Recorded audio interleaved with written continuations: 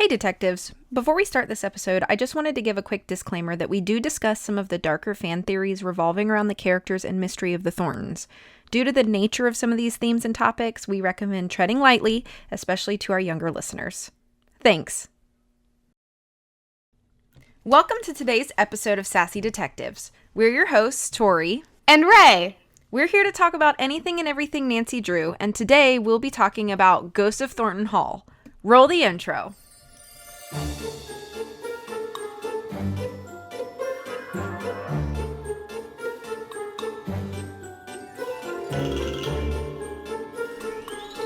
Okay. So this is one of my favorites in the series. Oh, real quick though.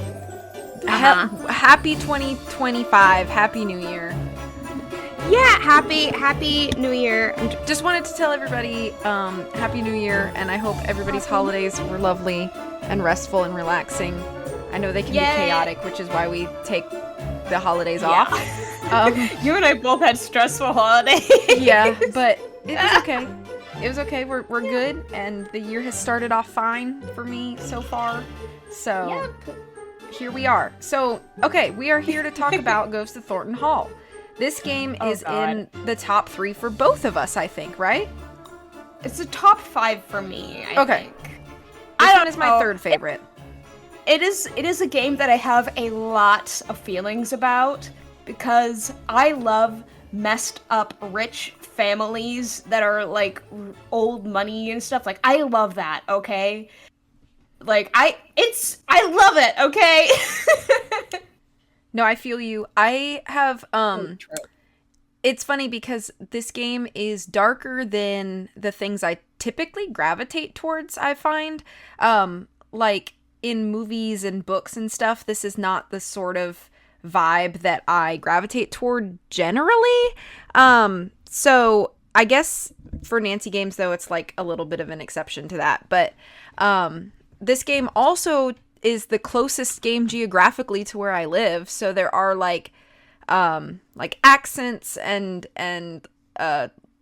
sort of like the nature of Thornton Hall is very familiar to my neck of the woods, so that's kind of a neat thing. Yeah, it's I will say I do love a southern accent with a great plot going along with it. Red Dead Redemption. Sorry. Yeah. I got a little bit of tuberculosis caught in my throat. Sorry. Oh, I'm so sorry, Arthur Morgan. Oh, and speaking of Red Dead Redemption, I recently on Tumblr reblogged a post that was fan art of a very famous Red Dead Redemption 2 scene, and one of my Clue Crew friends reblogged it from my main blog saying, I thought this was Ghost of Thornton Hall. Oh my gosh, that's so funny. Because it's like going up to one of the plantation houses of yet another really problematic, dark, old money family that is, oh my god, what is wrong with you? And so I'm like, wow, 2 games that revolve or that have like big plot points involving, oh my god, what is wrong with you guys? All right, that actually could be most of this game. Yeah. So do you want to kick us off with like walking us through the game? I actually want to start off with a story about my personal relationship with this game. Okay. Because it's funny. So I grew up poor, and I could not afford to buy this game. But I did have an old Kindle Fire that one of our friends gave to us after they got a super fancy iPad and they didn't need the Fire anymore. So I took this Fire and I downloaded the mobile version of Ghost of Thornton Hall. And here's the thing about it though. You would have to pay $5 to get the full game on there, to play the full game. But if you didn't, you got an hour of it for free. And so you had an hour of time to play the game, and then it would kick you off and say, you gotta pay the rest of the money to get through the game. And I was not allowed to buy things. I also didn't have, like, the money to buy stuff. And so I wrote down every solution to every puzzle. I wrote down, like, the dialogue options that were necessary. So even if I did skip through all of the dialogue, I wouldn't have to skip through even more dialogue. I would just get like, what dialogue I needed. And like I would solve the puzzles and then I would write down what it was. And I had a little digital camera that I would take pictures of the puzzles too. It had like the little lines that you get from screens on it. Yeah. But it worked. And so I did solve most of the game, but the only part of the game that I could never get past in 1 hour was the clock puzzle at the very end when you're trying to save Clara. And so you were... that one is... I was going to say, you were the world's youngest Ghost of Thornton Hall mobile version speedrunner in the world. Right? Too bad you couldn't clock that and hold the title. Yeah. But I got through, and that one part of it was so hard because it's a timed puzzle, or it's like a time-reliant puzzle. You have to like wait as part of the puzzle, and I would just sit there waiting. I was like, no, they changed it. I have to figure out this thing, and I can never figure out the changed times for it. Oh. And so, like in time. Now that I actually own the game on PC, I can figure it out, obviously. But, given I would always have like 2 minutes less than that left at that time. And, figuring all of that out, like, there's not enough time for that. Which also is like, how, like, if it's like a super urgent scene with the fire and it's taking me so long to get it right. I didn't die, though. I just was freaking out over how much time it was. Maybe it was less. It was more. I don't know. But I always ended it right there. And they were like, oh, you can't play the rest of the game. And I was like, no! But yeah, I don't have to do that anymore since I own the game. Right. The whole thing. But anyway, that is my lore with this game. That is how determined I was to play this game. So... Yeah. I remember this game taking me a long time, my first time. Like, I think it took me, like, close to a month to beat. Yeah, you got to absorb all the stuff and I like, absorbed the a vibes lot. and everything. You got to absorb that. You got to appreciate it. Mm-hmm. Look at you! But I will say now that I have I can't speak English. I'm sorry. That's okay. Now that I have been able to play the entire game, I have much more of an appreciation for it because I can like dig deep into it and be like, oh my gosh, look at all this lore. Yeah. And oh my gosh, look how messed up these people are. Hold up, I need to open up the soundboard. Look how up these people are. You know what I mean?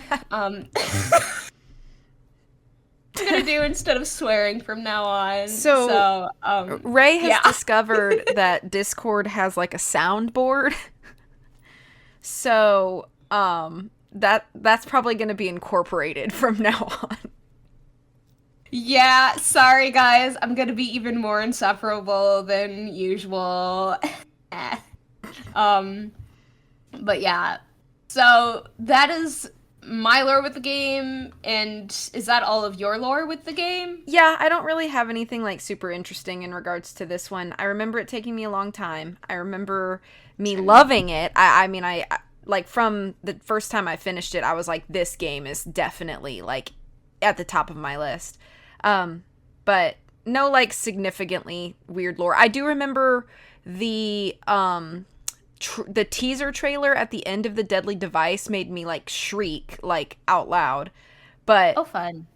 Other than that, I don't have any like significant lore with this game. I don't know. This game has a lot of great jump scares. Oh yeah, it does. Yeah. All right, well, do you want to kick us off with the walkthrough? Yes. Go ahead. So this game, it has a very nice start to it. Where Nancy is in bed, she is asleep, and then her phone rings, and she's like, who's calling me in the dead of night when I am fast asleep? And it's Savannah Woodham. Now, we remember Savannah from Shadow of the Water's Edge, which we haven't gone over yet in this podcast, but oh my god, when we do, girly, when we do, I That's will going to be a be. long episode because I have a Oh my lot of god, feelings about that game. yeah, these two games, Shadow of the Water's Edge and Ghost of Thornton Hall, are two of my biggest. I have feelings about this games, you know? Mm-hmm. So she answers the phone from Savannah, and Savannah's like, hey, I need you to go to this island with a ton of ghosty stuff on it to find this girl who is missing from a family that I know. And Nancy's like, wow, this is a very oddly specific request. And she's like, why can't you go onto the island with ghosts since you're a ghost hunter and stuff? And she's like, yeah, I believe in ghosts. So this island has more control over me and my fear. You do not. And so you are a skeptic, and so that means you are more safe from these ghosts. Because, she's probably going to be like, oh, it's just the wind.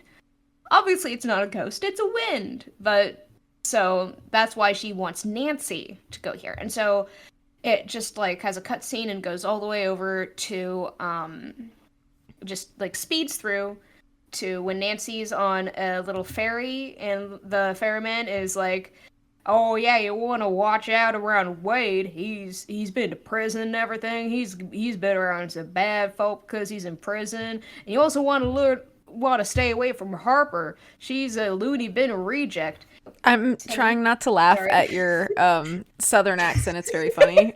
This is my very bad southern accent. I can do a good one, but only after I've watched either Thelma and Louise or played 3 hours of Red Dead Redemption 2.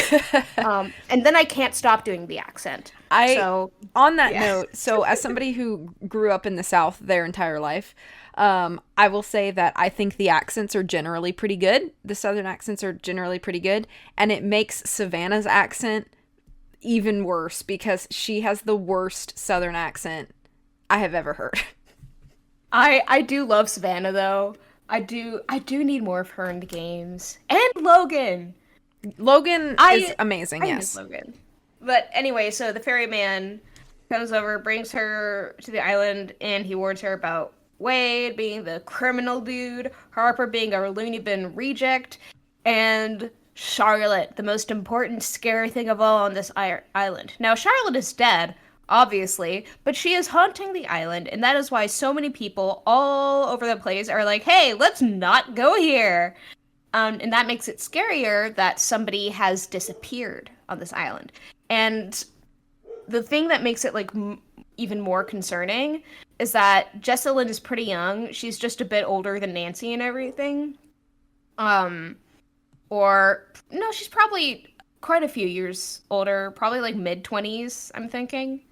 Yeah, mid-20s-ish. I don't know if they confirm her age. Hang on, I'm gonna see if I can find it somewhere while you keep talking. They don't confirm her age. They kind of confirm Colton. She's 24. She's 24. Okay. What is the timeline of this game? Colton Birchfield age. Because that's like, yeah, it just says 20s for him. He's probably a few years older than her, I think, because I'd assume they're within a year or two of each other. Yeah, because he says there's something that he remembers happening, like, in 1989. And he remembers that. I'm like, damn, he's got a good memory if he's, like, only in his, like, early 20s or something. Mm-hmm. So, yeah, but we will get to that much later in the plot. So, those are the 3 people that Nancy's been warned about, and that is why Nancy is there. And so Jessalyn, the girl who's missing, was about to get married, and she was doing her bachelorette party with her bestie, Allison, and they were, just hanging out on the island, and people were like, okay, that's probably not the best idea, but, like, okay, you do you. And lo and behold, bad things happen. Yay! So Nancy, you can enter through the gate, and it has, like, the, one of my favorite sounds ever, a creaking gate. And then, like, walking on dirt, like, especially when there's, like, vines on the gate. Like, that's peak aesthetic, you know what I mean? It's very aesthetic, yes. So cool. But you can explore the island, and you can walk up the little driveway thing the little road up to the house, and you can, and as soon as you like get on the porch, Colton is right there, and he goes to Nancy, and he's like, "Hey, what are you doing here? Are you friend of Jesselyn's? Like, are you with the search party?" And Nancy's like, "Yeah, I was hired to come here and do stuff, or told." I don't think Nancy's being paid for this, so I don't know if I can count it as hiring. Yeah, I don't know. This is But volunteer work, I think. this is volunteer work. That's everything she does except for dancing in a skin-tight cat suit in a club in Italy. That she gets paid for. She gets paid to paint fake Mona Lisas in the park in Yeah. Paris. I love these games. You're so fun. But so yeah, but so she comes over to him and she's like, "I'm Nancy. Who are you?" And he's like, "I'm Colton, the fiance." And I love the way he says that. It's so funny. The fiance, like the fiance. Like, is Colton he thinks he's a Jesselyn's big deal. fiance? Yeah, is he Jesselyn's fiance? Who knows? He's just the fiance. I love him for that. I love him for a lot of reasons. This game has such great characters. So you talk to him, he tells you about how Jesselyn went missing and how nobody's heard from her since, and how there's like a search party and stuff. And then he gives Nancy her phone because her phone is dead, and so nobody can like look through the messages or phone calls or anything to figure out what happened to her. And so Nancy, he's just like, "Yeah, I'll just give it to you if you think you can do something with it." And obviously, since it's Nancy, she's obviously going to figure out what to do with it. So then you can look around on the front porch and you can pick up a hammer, and you can also like swing a little porch swing. Sometimes you don't swing it and it swings on its own, which is really fun. I love little spooks like that. So you can go through the door, and then when you turn to the right, you could go into like this little like, I don't know, what would this room be called? Like the entry or the foyer? No, not foyer, not the foyer. I don't know how to pronounce words. But the room just off that where Clara's in, would that like be the like parlor? the sitting room or something? The parlor, sitting room. Yeah, parlor. Yeah. I don't know words apparently. That's okay. But anyway, you can go in there and you can meet Clara, who is Jesselyn's mother. And Clara is absolutely distraught over this. She's freaking out because, there's supposed to be a wedding. Like, she's like, my daughter is supposed to be married, and she is gone. Nobody knows where she is. And everybody loves her, so, like, we know she wouldn't have been kidnapped. We think she wouldn't have been kidnapped because everybody likes her or, like, killed or something. We just don't know what's going on. So, and she mentions that she has, like, because she is the head of, like, a super big company. We're never specified what that company is, but it's implied that there's, like, factories and stuff. But she's in charge of a big company. And she said she had all of her employees. She was like, "Well, if you can either go home or you can help us out and get some extra pay." And they all decided to help out in the search for Jesselyn. And because, I think she said she was going to pay them more if they helped. I don't remember, but I remember she mentioned that they all did like Jesselyn, so they offered so they definitely wanted to help out in the search party. But a lot of people, like the police, have stopped searching and everything because she's been gone so long that people are just like, she's not here. We don't know what happened to her. It's just an all-around freaky situation. And people are also like noticing like little ghosty things. But yeah. And she tells you that like, yeah, so I don't think you can ask her about Harper or Wade yet, since you haven't, they're not in the picture yet. Yeah. You can ask her about Colton, and she's like, "Oh, that boy's been troubled his whole life, And it's like, Clara, he has depression and anxiety, like... And she's like, "Oh, there's just something not right about that boy." Girly. She never really gives you, like, a good example of what she means, though. Yeah. You know what I mean? Yeah, I feel like she's just one of those people who like if somebody doesn't like act right or something, she's like, "Oh, I don't like them. There's something not okay with them, and I'm going to judge them severely because of this one thing that I get vibes off of, you Yeah. know? I'm going to be rude about it." And it's like, "Gee, thank you." But it's like the southern rudeness where they're like, "Oh, bless your heart," you Yeah, know? yeah, yeah. She's definitely one of those people who like glares at someone and says, "Oh, bless her little heart," you know? I love Clara so much as a character. But you can find out like a lot about like the Thornton family in here. Like they have a book about female spies during the Civil War, and you can look through them. And the Thorntons actually inherited their estate from a Union spy called the Gray Lady. And after, you know, the Confederacy, boo, tomato, tomato, kind of, you know, failed.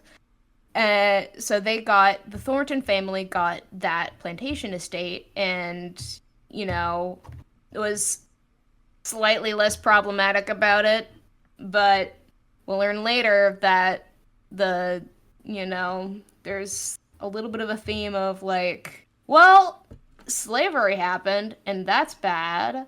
But also worker exploitation. I have weeded these things out of this game and I've been like, "Oh, I see. Yes." But that's one of the things is that the Thorntons may have not been actually involved with the slavery in the South, but that does not absolve them of the. Hold up, let me get the soundboard up. The T things that they have done. So, I have a lot of feelings about this family. Oh my god. So you can also learn about you can also read a diary that's there about two of the family people in the business. And you can also read about the Thornton family and the business. And one of the things that happened was a huge factory accident where tons and tons of people died. A bunch of the workers died in the factory, 42, which I is think. like, yeah, yeah, Or yeah, 40. is it 42? I don't remember. It's a lot. Yeah, it's a lot of people that died. Um, and it talks about like how different people in the family feel about the business. Some people are like, "I don't think the business is that great and it kind of sucks," and other people are like, "It is all right, we need it," and stuff. And then like there's also the tea set there, and you can drink a ton of tea. And one of the things that I have done with this tea set, I don't know if you've done it, but I've put ungodly amounts of sugar in my tea Mm-hmm. because and like eventually Nancy will stop you, which sucks because it's like, "No, Nancy, let me just drink pure sugar." It's literally like you're drinking like sugar paste at that point. Yeah, yeah. Which is funny. Okay, I Which like I it. I get it. think it's Southerners like their tea funny. sweet, but there is a limit. Yeah. Oh, if you cannot taste the diabetes, it's not sweet enough. Um, so that is what I've been told by this one Southern lady who cooked food at a summer camp I went to, who would give us authentic Southern sweet tea. Oh my god. I It's a lot. I would request the unsweetened tea. Yeah. And so she did make unsweetened Southern tea and stuff, but anyway, so you've got the tea, but they also have a bunch of oranges there. And without any prompting, Nancy can just grab all of the oranges. You know, she can just grab them and be like, "These will come in useful." Do we know for what? Nope, not at this time, but she will grab them nonetheless. And she will Nancy also just steal. stuffing Yeah, oranges down her yeah. pockets. And she will also take a napkin. We also don't know what that's going to be used for, but she will take it nonetheless. And so yeah, very fun. Then you can go into the area with you can go. So there's like a staircase that leads up from the foyer, And then if you go behind the staircase, it'll take you into like this back room that kind of looks like a workshop-ish area. Mm-hmm. There's a lot of like there's scythes, there's like cotton gins, there's nails, a lot of work tools. There's also my favorite spook in the game. It's this the weird lizard thing. Yeah, this weird this little naked mole rat looking guy, and they actually called him Mr. Skinbag. Like that is his name, and I have said since the moment I figured out his name that he is a quality lad, and he is a friend to all. So we love Mr. Skinbag in my house. I mean, he doesn't do anything to hurt you. He's just scary. He's just skittering out. He's just chilling. That's his vibe, man. He's having fun. Let my friend have fun. Jeez. I'm going to read the amateur sleuth blog post about Mr. Skinbag real quick, if I may. So it says, I have seen many comments and questions about the critter scene in Ghost of Thornton Hall. One of the scares in the showroom is when an ugly-looking creature slides across the floor past you or even at you. This is a naked mole rat, a giant one. One of our artists, Filmer, had a lot of fun creating him. The artist lovingly called him Mr. Skinbag because he is hairless. Honestly, whenever I see him scurry at me on the screen, off-screen I want to pick up my feet from the floor so he won't escape the showroom by climbing up my legs. Hope that satisfies your curiosity. Haha, Mr. Skinbag, I still laugh at this odd little guy. So, Lil Jack Lope wrote that. I'm a Mr. Skinbag stan, so I love him. I love him. He's fine. He is a friend. Yeah, but anyway, so this room is just full of extremely unsafe practices of storing tools. Like, you've got scythes hanging from the ceiling on unsteady, rusty hooks. And I'm like, gee, nothing bad could ever happen with this. Definitely not. It's perfectly safe. You might as well babysit children in here.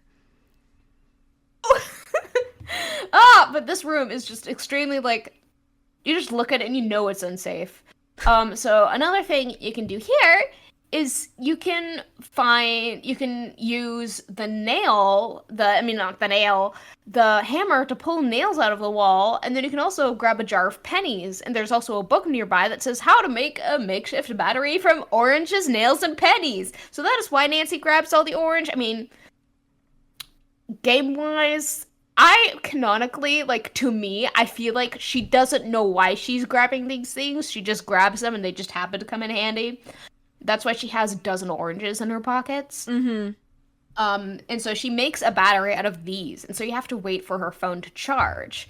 And then you can also find, I need to go to, because I have never done the scavenger hunt puzzle since the very first time I played the game. And I have memorized the password. Oh. And it is constantly in my head. So, yeah. So I've never done that puzzle since, like, 2014. So it lets you bypass it? Like, if you know the password, you don't have to do the puzzle? Yeah, I think so. I don't know. I don't really remember much other than this thing. It's been a while since I've played the game. But I think that's it. Let me find... So the scavenger hunt list, yeah. The scavenger hunt list is one of the first things you grab on the island, because it's just like it's just on the ground somewhere, and so that puzzle is what gives you the tools you need to figure out the password to Jesselyn's phone, and it takes a while in the game for it to charge, and so you can do like a lot of different stuff around the house, and you can also take a can of paint thinner, which Nancy also currently does not know what she's using it for, but she's stealing some paint thinner anyway. But that seems like a dangerous thing to just kind of shove in your pocket, but it's fine, I guess. Yeah, it's Nancy. She's probably put worse things in her pockets. Like butter, I don't know. Yeah, imagine those pants. Yeah. She got home from England, and Hannah was like, what the heck? Why is there butter in your pants? I would make Nancy do her own dang laundry. Oh yeah. She also had a probably radioactive rock in her pants as well. Mm-hmm. And also the turkey slices. True, So true, that true. that Have we too. talked? We haven't Yeah. talked about Curse of Blackmore Manor on I the don't think podcast so. either. Yeah, I just No, checked our list. We haven't done that's it yet. another one. That's another one that I'm gonna talk about a lot. Mm-hmm. Um anyway. So yeah, so there's a lot of things in here. Like there's a projector, there's a little like a canvas, there's like a bunch of stuff in here. I couldn't count it all. I just know that it's rusty, and I would not come into this room without a tetanus shot. Um, so yeah, like don't go exploring haunted places without a tetanus shot. Like please. Like you're probably gonna die anyway, but like might as well not die from like rust getting in your bloodstream. You know what I mean? Right, that's a bad way to go. I think painful. Yeah. Yeah, probably not a great place. So you can also go to Clara again and talk to her about the bachelorette party and stuff, and Clara will mention Addison. And she's like, "Yeah, here's Addison's number. Call Addison. She'll tell you everything." So you call Addison, and Addison is very clearly shaken up by everything and in the middle of like a mental breakdown because she sounds like she's gonna scream and cry at just about anything. Like she's like, I'm very traumatized about this. And she says that not Nancy, she says that Jesselyn was like acting weird and like she was usually adventurous and stuff. Like at first she was like super adventurous, like, yeah, this is gonna be fun, doing a little ghost scavenger hunt on this haunted island. And then she like started getting like really, really weird about stuff. And then all of a sudden just like kind of like shut up and started acting weird. Yeah. And Addison started feeling like really sick and woozy and stuff, and she heard voices and stuff, and then Jesselyn was gone and she hadn't seen Jesselyn since. And so this poor girl was stranded alone on a haunted island with no way to contact the outside. And I'm just like, this poor girl, like she had her phone, I think, but like so she didn't have no way to contact the outside, but like she had no one to talk to and ask for help aside from being like a boat right away. And so that must have been like terrifying for her. Yeah. But yeah, and spooky. So then you can go upstairs, and there's a bunch of portraits of Thornton family members on the walls and stuff. And there's also a little campsite that's it. They set out for Nancy with a little one of those like EMT little like ghost thingies that has ghost detector stuff. I don't know. The like EMV? EMV. Yeah, I don't know. I was words, like EMT. I was like, that's a hospital dude. Yeah, I was very confused for a second, but I got you. I'm following. I'm tracking now.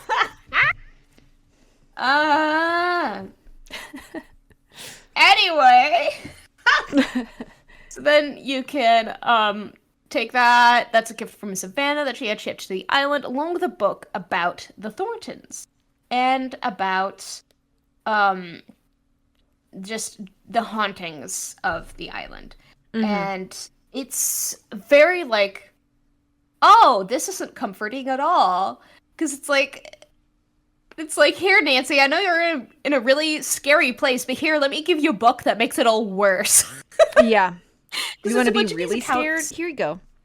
Yeah, and so it's a lot. And on the other side of the room, you can, like somewhere else in the hallway, you can put up the canvas that you stole from the workshop-ish area.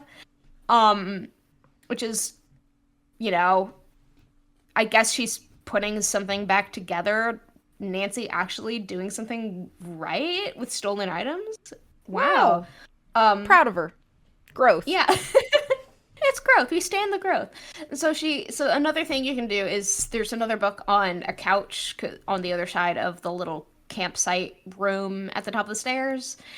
And it is a book about the Thorntons of Black Rock Island, and it's a story about Roger and Mariana, or as they were affectionately known by close friends, Dodge and Karenina. I think that's it. But or was it Mariana? I don't remember. They both had like two names that they went by. Um, but yeah, and so you can read about them, and they died in a plane crash, and they were known like for their entire life to be like the most loving couple that everybody adored. Some of the unproblematic Thorntons, which is not that's not saying a lot. Yeah. Because the Thorntons are like, oh my god, what is wrong with you? I'm gonna look up a Thornton family tree. There we go. So now I can actually like look at this. Cause oh my god. So yeah. There we go. View full size image. There we go. Okay, so yeah, Roger and Mariana. And they were the parents of Charlotte and Harper. And Charlotte is the one that's dead and haunting the island, and Harper was the one that they were calling a loony bin reject. And everybody in the family thinks she's crazy and stuff, which is like, yeah, okay.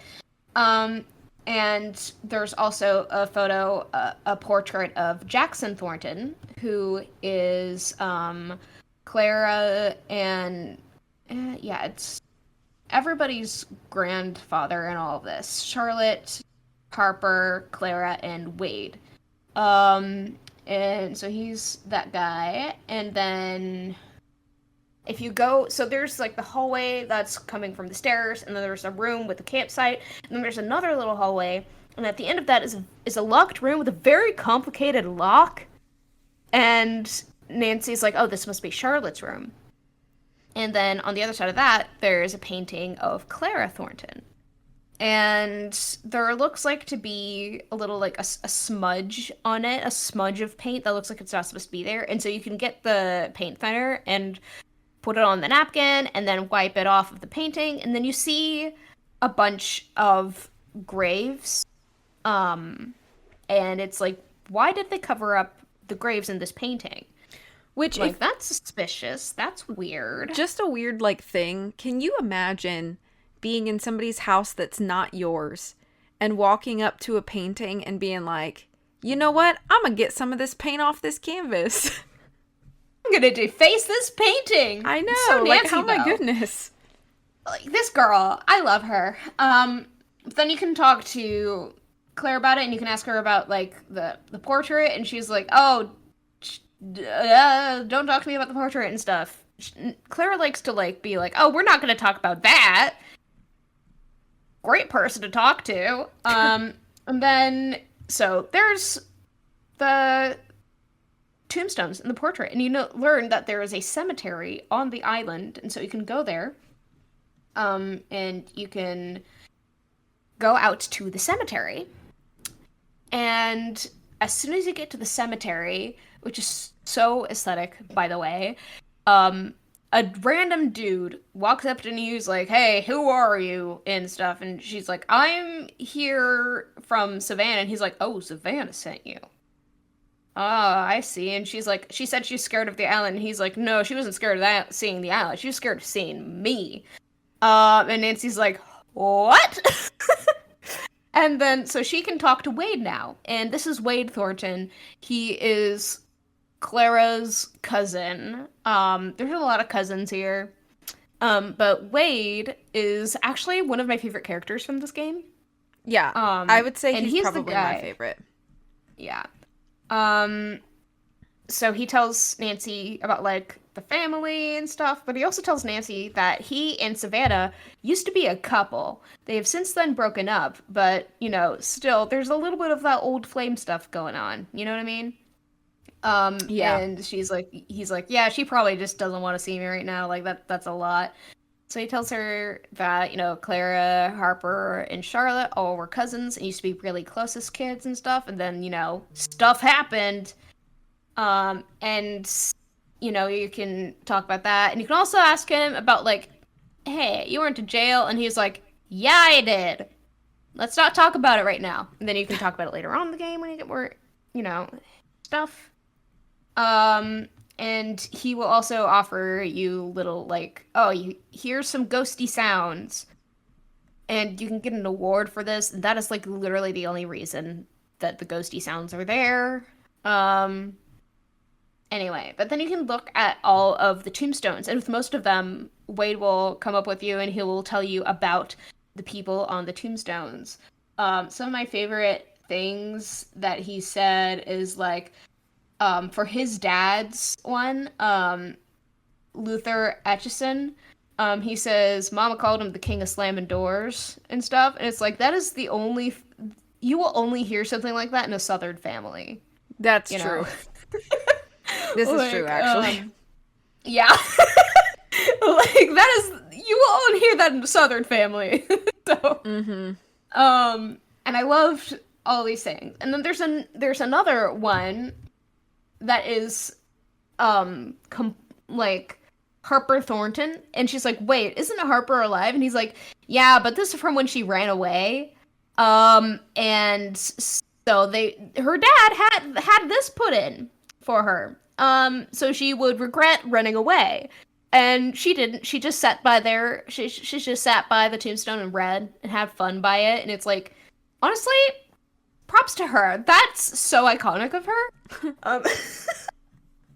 And I also love Beauregard Thornton, mean old codger. There's so many things that Wade says in this that I just have permanently in my brain.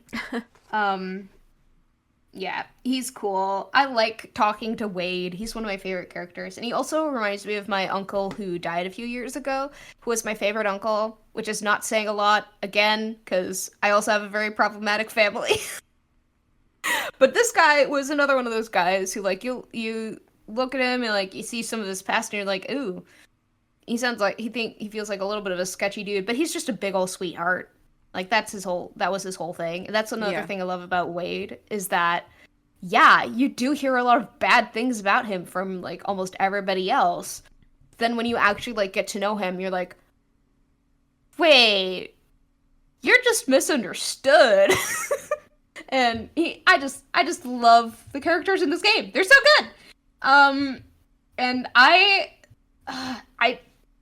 this game and Legend of the Crystal Skull have such cool uses of cemeteries in it, you know? I love being able to actually, like, look at the graves and stuff and see how people were, like, remembered, you know what I mean? Mm-hmm. It's just very cool, and how they're integrated into the story. And then you can go up to, the fountain, and it's a cool fountain. I think it's of the Gray Lady. And you know, then you can go behind the fountain in this area to the right, and you'll see the place that was in Clara's portrait, and it has been covered up by brush. And you can, like, you know, move all the stuff around it, and one of the graves there is completely blank, and Wade's like, yeah, that is for the 54 souls that were lost in this one huge fire in one of the factories back in the day of the Thornton Company. And it's like, oh, that's not great. Yeah. And then you can talk to Wade again, and he'll explain the entire thing. And yeah, and then you can also ask him, hey, why did you go to jail? And he's like, that is a really insensitive question to ask, and we're not surprised. It's Nancy.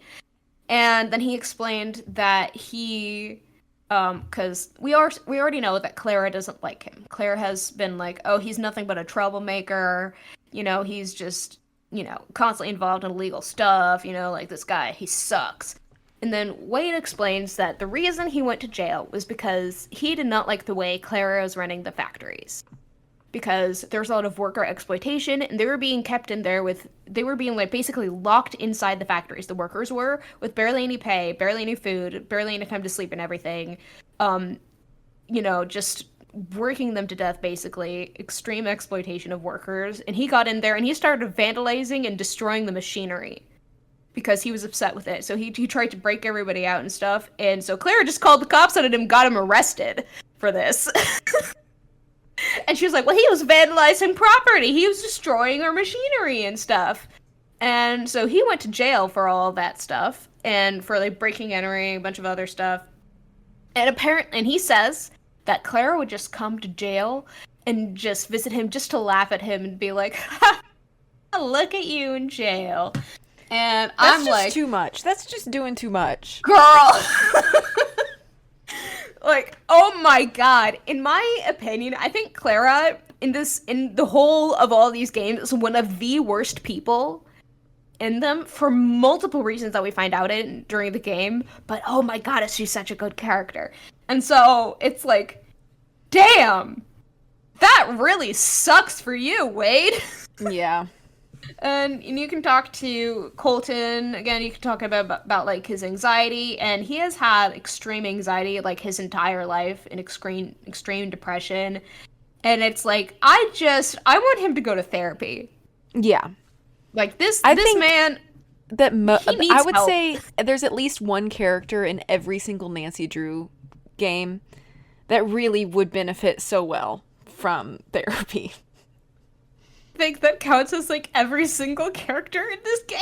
Yeah, this is true. It's everybody in this one. No, like this entire family is like, y'all need some help because They run on I sweet don't know. tea.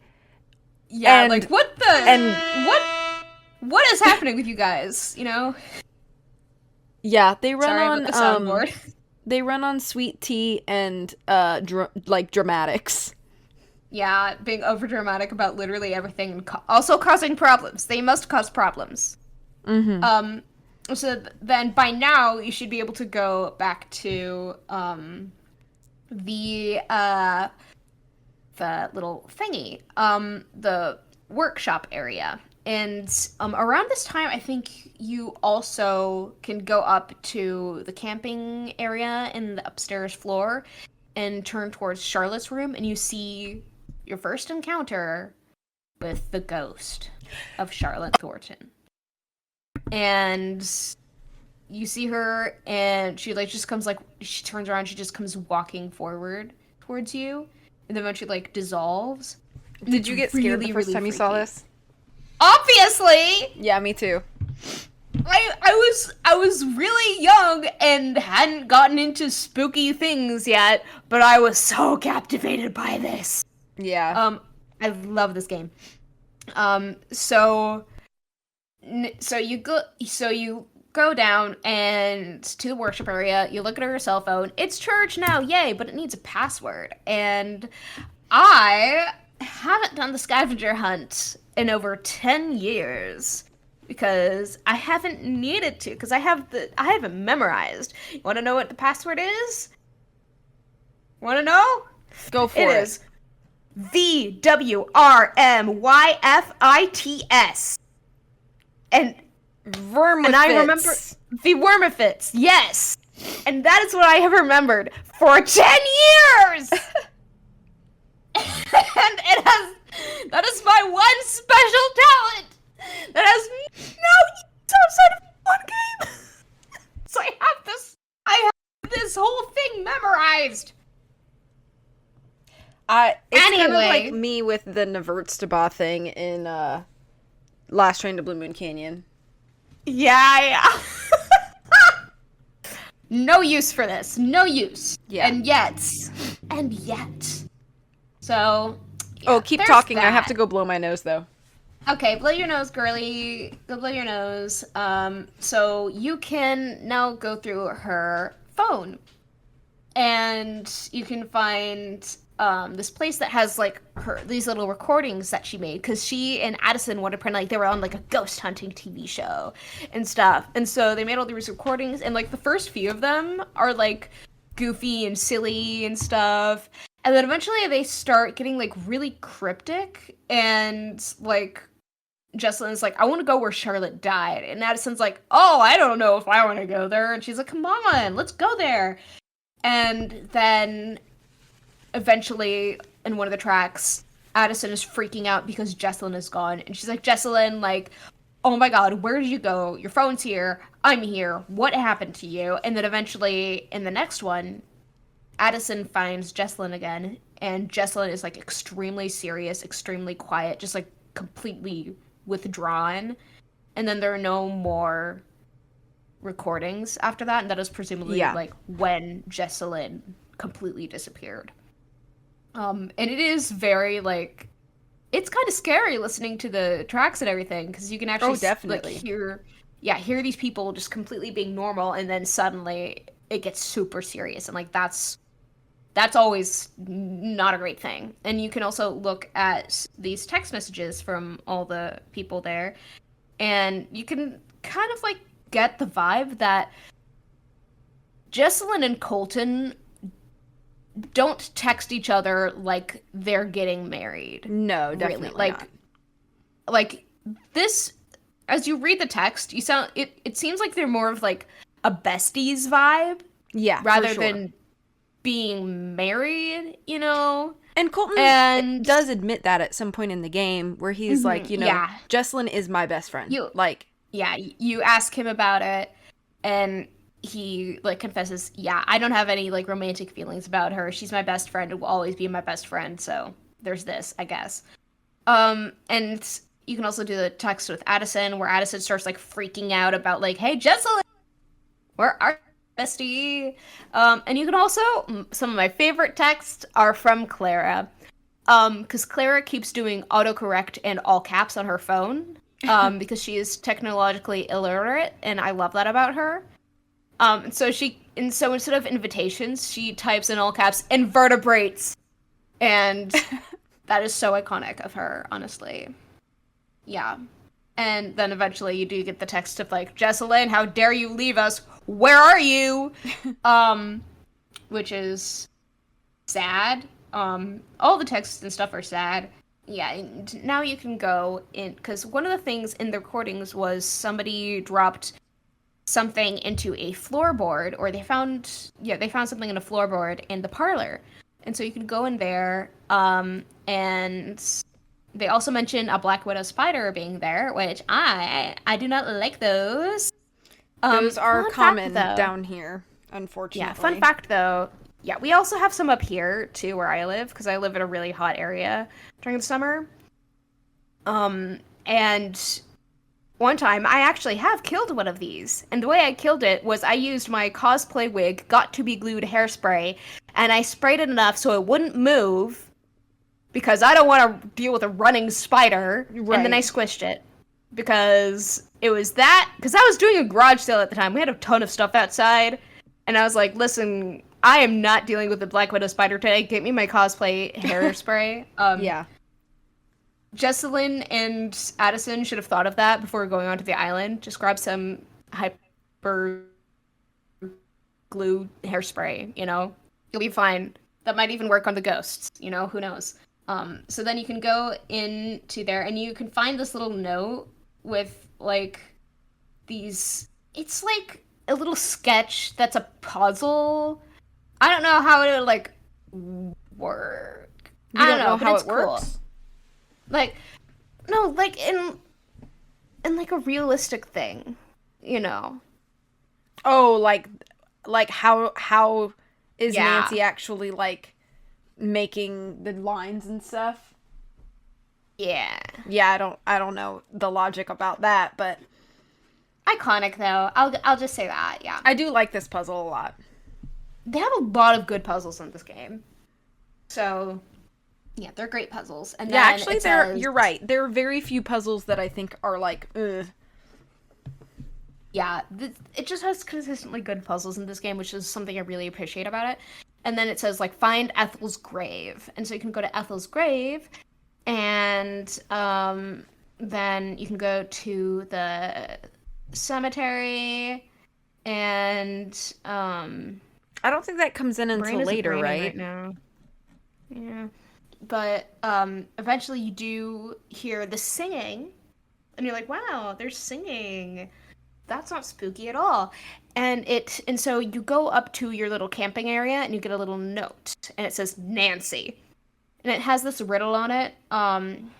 I forgot what the riddle was, but it said something to like learn the words to call me and like meet me where it's the little meter thing is the highest or Mm-hmm. something. The EMF And so detector. yeah. And so you go to wait and you're like, "Hey, bestie, what is the little rhyme that you used to get Charlotte here?" And it's fire so red, night so black, dear sweet Charlotte, please come back. Um, and yeah, I that is just in my head Oh, that's an and is iconic line. I think it's yeah, just like, it's so if you're a iconic. Nancy Drew fan, you've heard that, you know? Mm-hmm. I have come up with my own version of it because Oh? I am a notorious Barnacle Blast hater, and I said, "Fire so red, uh, wind so fast, Barnacle Blast can kiss my." Hold up, I need to do a duck quack. Fire so red, wind so fast, Barnacle Blast can kiss my. Quack. Yeah. Uh, So thank you, Wade, for this. Thank you, Her Interactive, for this. Then you can use the little EMF thingy and take it to different places in the house, and then eventually there's like this door near like in the workshop, and it's like this giant door that's like closed up for safety reasons and stuff. And that is where it is the strongest. And so then you can do that. And one of the things in the note was to put on a blindfold. And so you take a different napkin that is not covered in paint thinner, and you put that around your eyes. Can you yeah, please imagine do if not she put paint used? thinner on your eyes, boys and girls. Yeah, can you imagine that? Yeah, please don't But do no, that. she puts the safe napkin on her eyes and then recites the rhyme and everything, and then she is forcefully grabbed by somebody and taken into some way, and it's Harper. She's like, "Who are you? Why are you here?" and stuff. Um, and she says the way she says everything is so great. Every quote she has is so I iconic. think so. Years I ago, love when I Harper. was way more active on Twitter, in like the Nancy Drew community on Twitter years ago, I had done like a Nancy Drew character bracket, and I was like, the people will speak, and they will choose who they think the best character is. And I took every single character from the series at that time and randomized them and bracketed them up. And at the end of all of it, it was for like a March Madness kind of thing. And at the end of all of it, the people's choice was Harper Thornton for the best character in the entire series. Love her. And I Love think her. it's valid. I think she's a fantastic character. Mm-hmm. Oh god, there's some quotes from her that drive me insane. I get feral over these quotes. So I'm gonna of this game. Mm-hmm. Anyway, so then Harper, you talk to Harper and she asks her like, "Why are you here? Like, what are you doing?" She's like, "You're Harper. Everybody's telling me not to trust you and that you're a terrible person and that you're insane." And she's like, "Well, yeah, they would say that. Um, like, yeah, of course they would say that about me, obviously." And then eventually, like, she tells Nancy to like, just listen to whatever notes she gets from her and stuff. Like, you're gonna get some more notes and stuff if you wanna, like, talk to me and stuff. And then she re-blindfolds Nancy, gives her her blindfold back, just like, put this back on, kiddo. And then she, again, drags Nancy through the tunnel back into the workshop. And now Nancy, and so, she has another, puzzle for her to solve. Because she says, she gives her another note. And in the note it says, "To find me again, look to the portraits." And now it's more paint thinner time, baby. So you go to all the portraits in the house and you just wipe off little smudges from them, and there are these little letters on them. And then you write down each letter on this little thing, and it eventually says you have to, it's a little anagram, so you have to like mix up everything. Is that what it is? I think so. I'm not sure. I don't know words anymore. But Yeah, they're anagrams. yeah. Yeah, sweet. There's so many gram things. Yeah. But anyway, so it says cotton gin. So you go and you have to get cotton, and then you have to put in the cotton gin to get cotton seeds. And then you have to solve like this little gear puzzle to get the cotton gin to work. And I love the gear puzzle. I love it. Really? Although the yeah, although Okay. the inclusion of oh, you hate the gear puzzle? There I don't hate it, but I find there's only one puzzle that I dislike more than this one in this game. So this one is like a close second for disliked puzzles for me. I Is just it the think it's clock very puzzle? finicky, Oh, and it you have to be like really oh, precise in like see. how your mouse like slides it on and everything like that, or else it'll seem like Oh, it really? doesn't go even if it does. Oh, So I that's never a had little that problem. frustrating. But Hmm. I don't think the puzzle is bad. I think it's just I mechanically a love it. little confusing. I will say it is a little bit like the implications of having a cotton gin in here is very like, oh, another thing to not like about this family. Awesome. Because it's like, oh, the implications are there. Ooh, don't like that. But there's a lot of things about this family that is just. Oh, we haven't even gotten to the worst parts. There. I mean, okay, because anyway, there's a lot about this family that is just like, wow, great. And then you get the seeds, and then you put them on this little scale puzzle that will open up the passageway. And so that's fun. And you can open up the passageway and do the little scale puzzle. I love scale puzzles. I think they are so much fun. Um, so underrated. I love them. Do they make me panic a little bit? Yeah. But they're fun, you know? I like them. Like, you know those scale puzzles in Tomb of the Lost Queen? I like that puzzle a lot. That puzzle is so much fun. Like the one in the Um, cat tomb. yeah, Yeah. I love it. Love it a lot. On Master Detective mode though, and Senior Detective, whatever, it does make me hate myself a little bit. But that's another time for another time. I don't know. But then you can get into the little passageway there, which is like, yay! This is incredibly unsafe. Um, and one of my favorite things in this is you can also get like a little Easter egg under a lamp, I think. It's with a brick. You just pull out the brick. But then in the hallway down to where Harper is, there's a little backpack in there with a bunch of Jesselyn stuff. You can find like the Thornton family tree, which she's written out and put little notes on and stuff.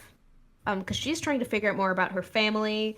And one of the things on there is with Clara. Clara's mother, Rosalie Thornton.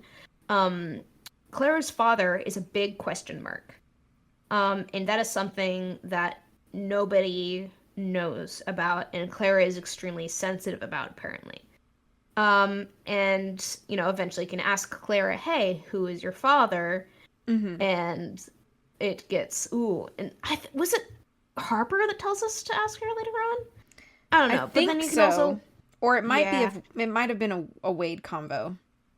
yeah, one of them, there's the family, there's a lot of stuff going on in this family, but you could also find a Cocoa Kringle bar, which is Jesselyn's, and Nancy eats it on the spot.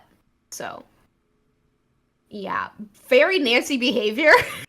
Yeah. Like Nancy, that is not yours. She does not care. She's that is her Cocoa Kringle bar now. Finders keepers, as with everything. And she also finds a key, or a little part of a key. And so you can get that. And then there's also like the meal plan, what, the menu for the wedding, or the prospective menu for the wedding. Yeah. There's a lot of like notes from both Jesselyn and Colton talking about like, oh, this food sucks, dude. And it's like, well, we could try something else. Like, what if we just got like pasta or something? I don't know, or like pizza or something. I don't remember this much. All I remember is that they had a lot of fun dialogue via the notes they wrote on the page, Yeah. which is fun. I think it helps their relationship feel very realistic, and I think Yeah. it's good in that regard of like story building. Because that's one thing about this is that nothing between the two of them seems like a couple that's been dating or that is Right. going to get married.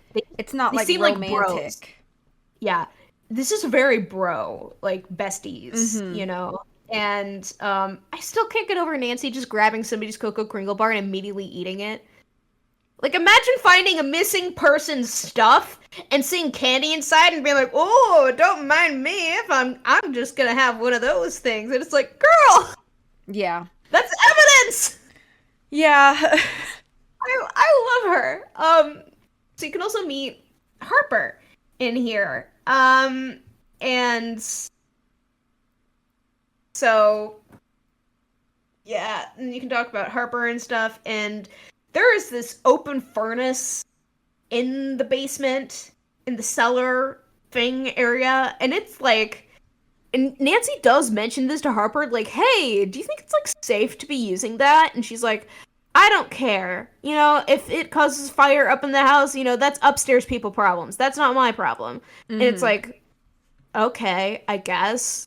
But like also Clara's up there, and you eventually get to know Harper's full story. So Clara, you eventually find this out later. I'll just describe it later. But then you can like go around and you can find like notes around, and you find this one book that has oh wait, no, this wasn't. No, this wasn't. Was this Jesselyn that had the family tree? Yeah, yeah. Jesselyn had the family tree, so you can look at the family tree, and you can also look at this one little book that's on a little desk thingy or nightstand thing, chair thing. I don't remember. It's on a piece of furniture in there. It has a little note sticking out of it, and you can look at it, and it just says Jackson with a question mark. And like Jackson is the person in the photo upstairs. Like the whole like the grandfather of a bunch of the Thorntons, and you look at the and you see that he died in 1988, which was a year before Charlotte died. Mhm. And you can, and with the notes in the Green Book, Charlotte, which are Charlotte's notes, she was obsessed with Jackson and, and you know, finding out more about him. And then, so this is one of the most dark theories of the game, which has been all but confirmed by her interactive. Which is Clara, her father was never found out who he was. And if you ask her about him, from like, as you said, like from Wade's or Harper's recommendation, she freaks out and goes like, "Get out of here. Do not talk to me like that ever again. Do not mention that ever again. Get out," and stuff. Like she goes like very extremely defensive about this. And so one of the fan theories that people came up with was that Jackson, her grandfather, was also her father.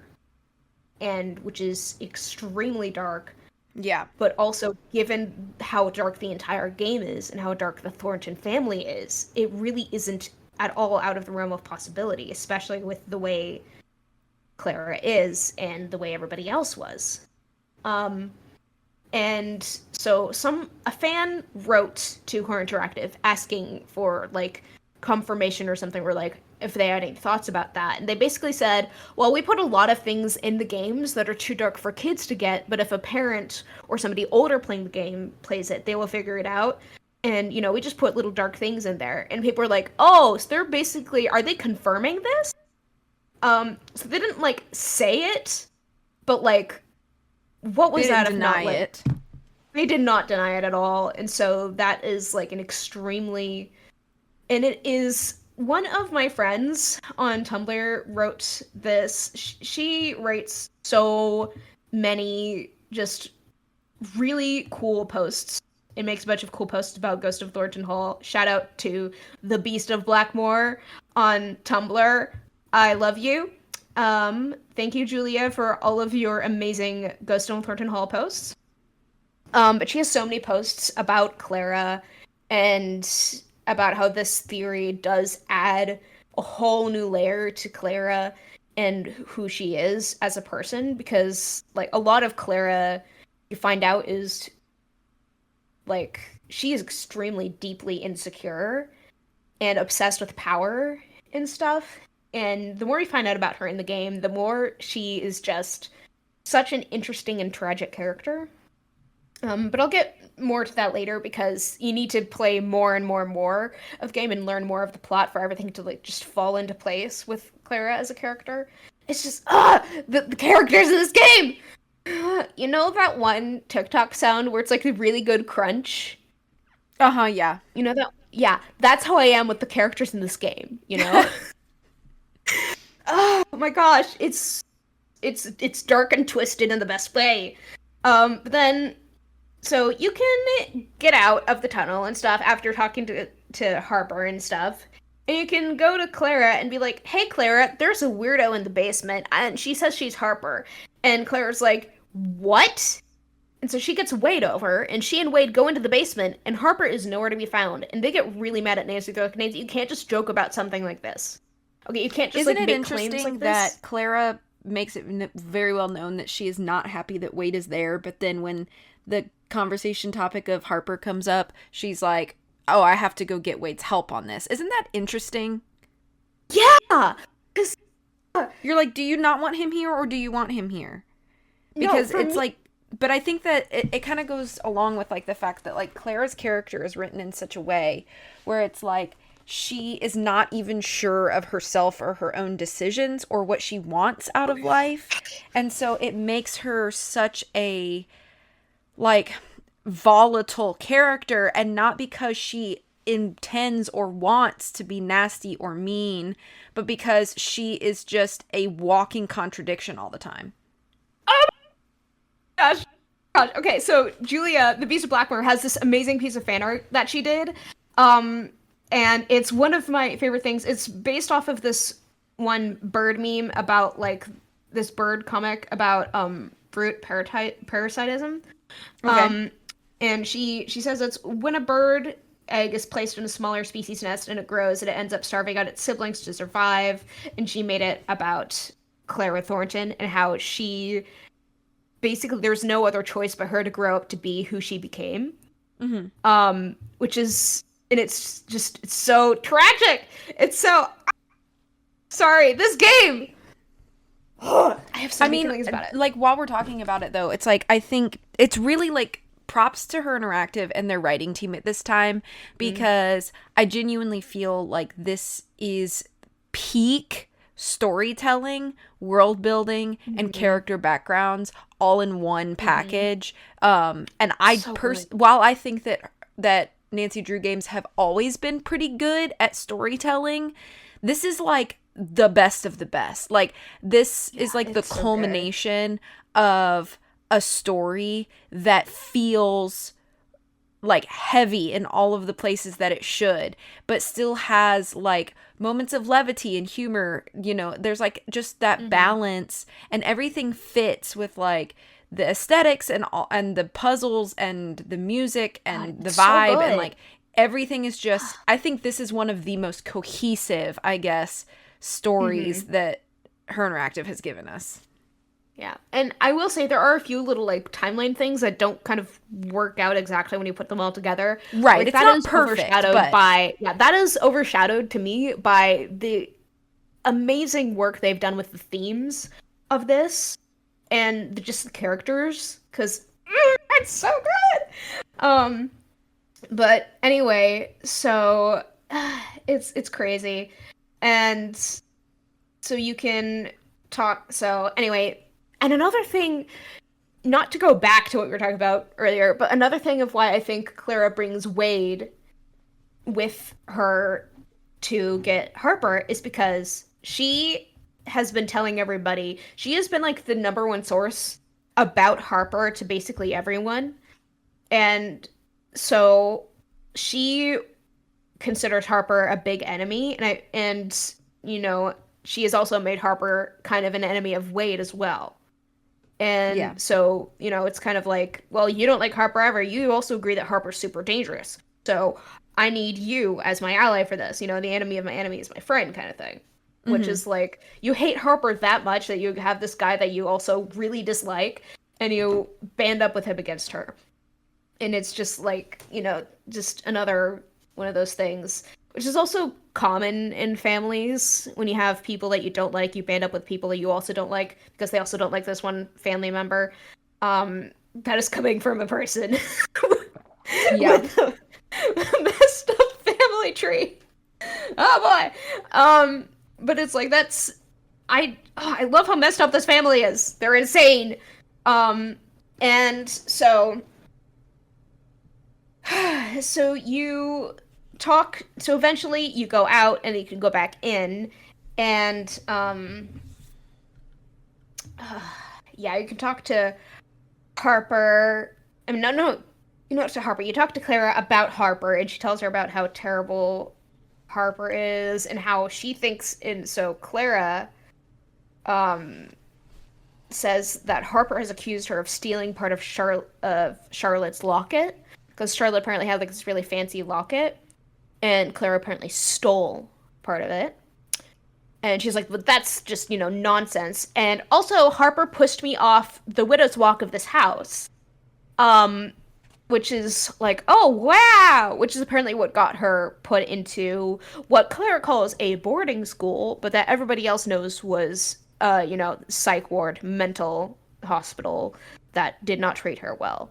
Yeah. And it's like, and not to like lore dump here, but I will say, go if you go into a treatment center, a psych ward area on your own volition, it can be very good for you, especially for people who are struggling to like stay alive or like with drug addictions and stuff. Like that can be very good for them. But being put there, um, against your own will due to extreme trauma and stuff like that is very unhealthy and a very, you know, not great thing to happen to you. And the fact that this happened to Harper and that Clara kind of like is like almost humorous about it, like, well, like, huh, she got what she deserved and stuff. And it's like that's just it's very telling about Clara.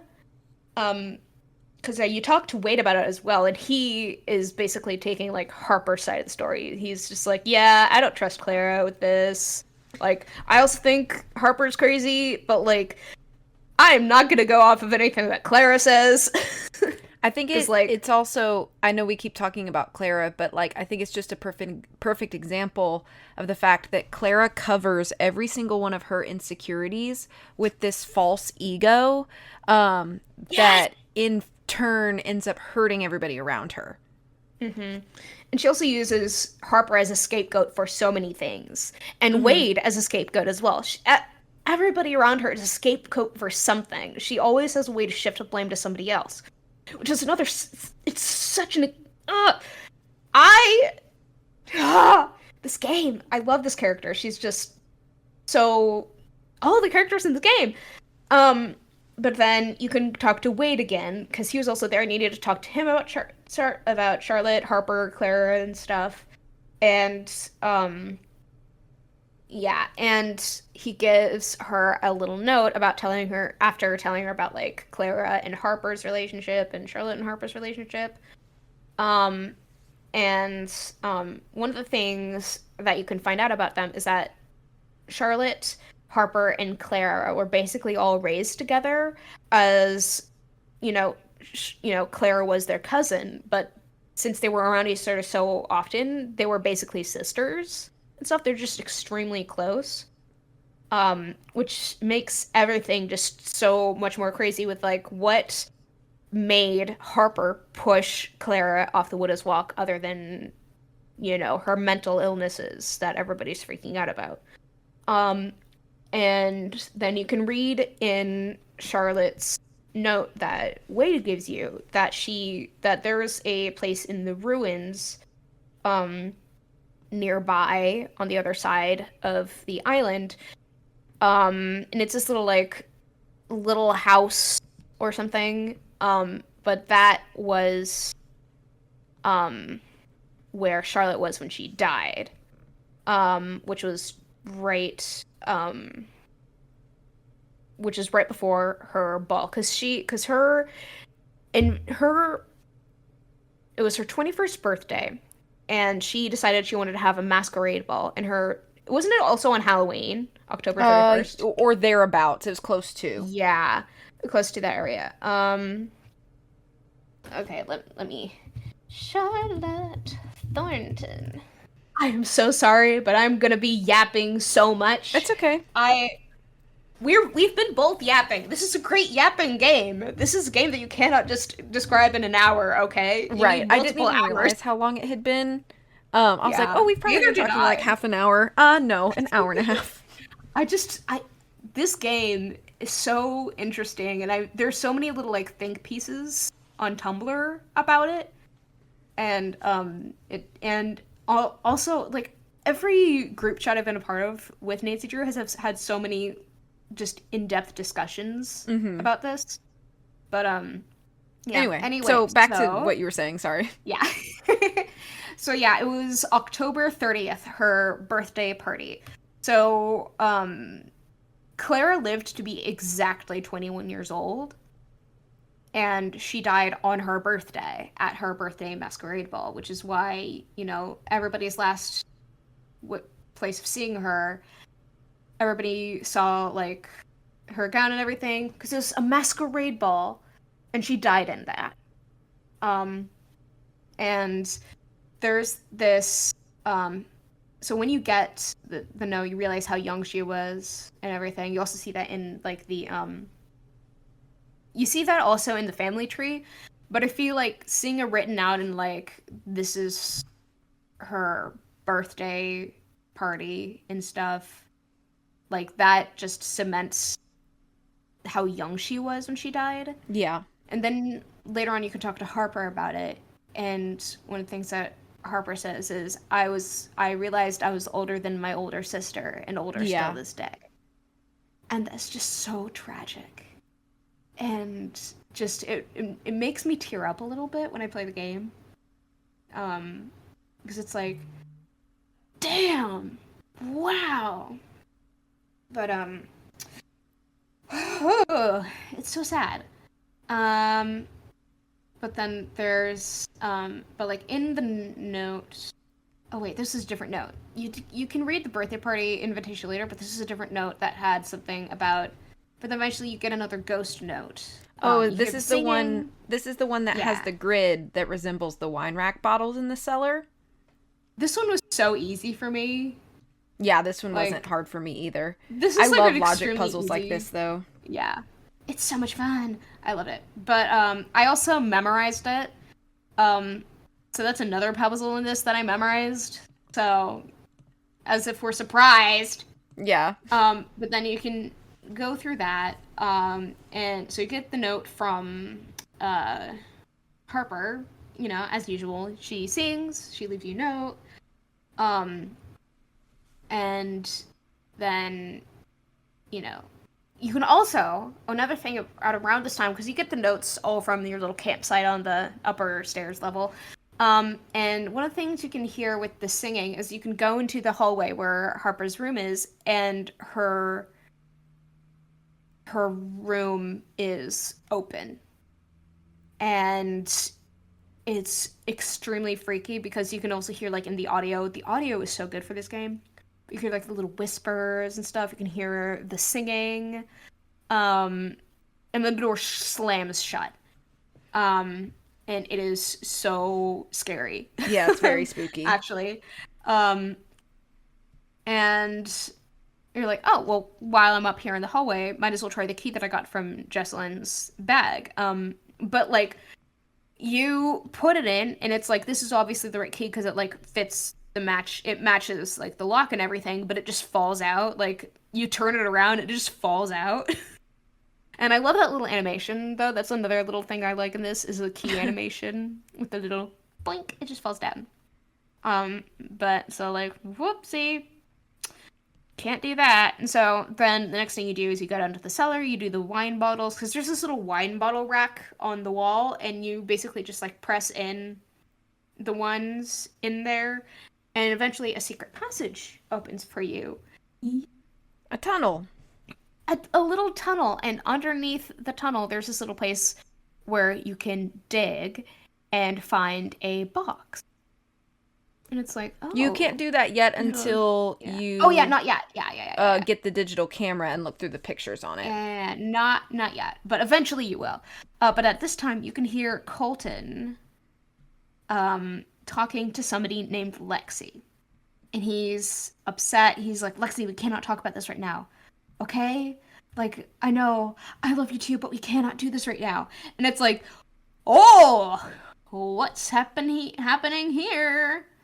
And it's, very yikesy.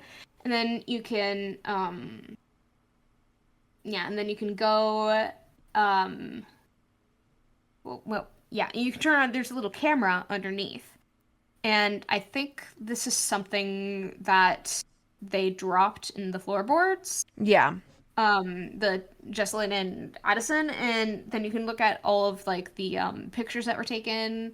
Like there's the house, there's a portrait of one of the people, there's the barrels, there's a lot of stuff in it. I think but one of the most important pictures next is a picture of the dirt right behind where Nancy is under the porch. And you're like, huh, that is interesting. And I think around this time, you can go and you can look at the box, and the box is locked, as it probably will be. And Nancy's like, I need a key. It's locked. And then she turns around and passes out. Yeah. She like makes some comment about like not feeling right or something, and then she wakes up in the hallway on the second floor. Yeah, in her little campsite area inside the house. And then she talks to Ned and Bess on the phone, and Ned and Bess are just hanging out. And one of the funniest things is that Bess is drinking grape juice. And Nancy tells her something really shocking, and she requests permission from Ned to do a spit take on his living room floor. And he's like, absolutely not, Bess. What are you thinking? I love it's one Ned. Of my favorite things. It's one of my favorite things. Because in the group where they're kind of all a little weird, especially Nancy and Bess, they're a little bit, a little quirky and stuff. Ned is the straight man of the bunch. He's just the like, hey, wow, why are you guys acting weird? Yeah. Like, what are we doing here? And they're all like, hello, we're going to do a little mystery hijinks. And Ned's like, how about we just act like normal people? Absolutely not, Ned. Nope. But they talk about Colton as well, and how they ask about like how cute is he on a scale from like 1 Ned, no Ned, to like 10 Neds, And you can and based on your answer, they have different responses, which is very fun. I love Bess and Ned's dynamic. They're very fun. And do I low-key ship it a little bit? Maybe. I don't know if I should do, have an episode. but I do think that Bess would be much better for Ned.